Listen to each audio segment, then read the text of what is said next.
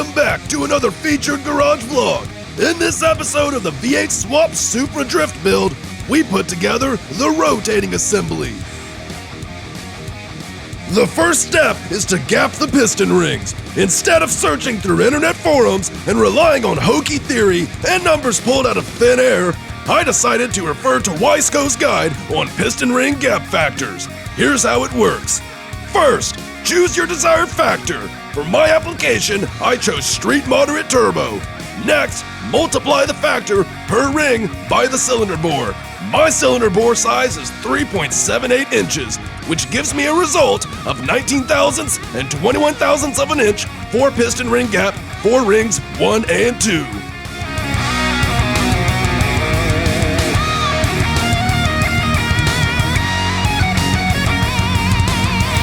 Now I don't have a piston ring filer, so I used a grinding wheel on a rotary tool to file fit my piston rings. Alright, each piston ring has been file fit for each individual cylinder. Now it's time to install main bearings, the crankshaft, and the main caps. The torque specs for the main cap bolts are 15 foot-pounds on the first pass, followed by a rotation of 80 degrees on the inner bolts and 51 degrees on the outer bolts. Now it's time to put the pistons and connecting rods in their home.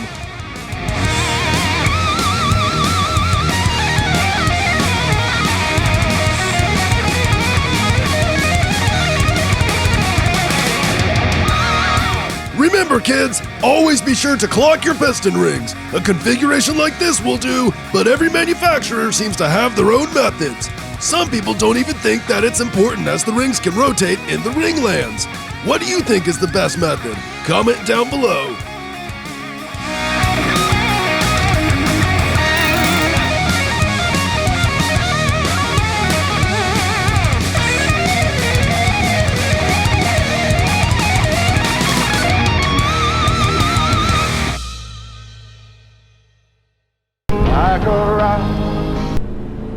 What kind of truck is that? I don't know. It's a Ford. Oh. Now that's a truck. Hi there. You each drive a Ford pickup, right? No. Yes, sir. I have a Ford F-150. 2016 F-150. 1999 Suzuki Grand Vitara. Well, then I have a real treat for you today. Wait, so all you guys own Fords and you couldn't tell what kind of truck that was? And the most surprising thing about this new truck is that it's actually current Chevy Silverado. Ah, it's burning! Chevy?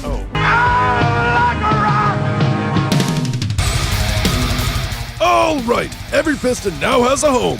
Now it's time to install this LS1 camshaft. I decided to use an LS1 cam so that I can shift peak power up higher in the RPM range, which is where this engine is going to live while drifting, versus using the LM7 camshaft, which is optimized for low to mid-range power. I got this used with LS1 springs and push rods for $50.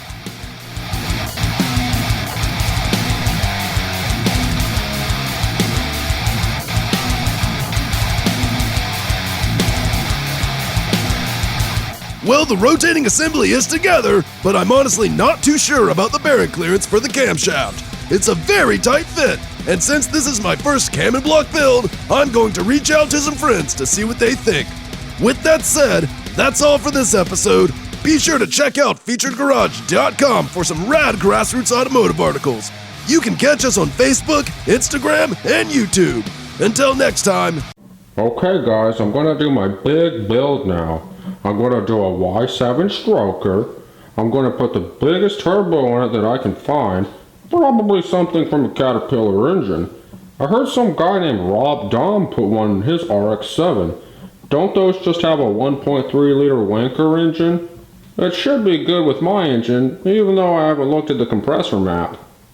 My question is, what's the cheapest clutch I can use to hold 500 horsepower? That's my goal. It's just some arbitrary number I pulled out of thin air, but hey, YOLO!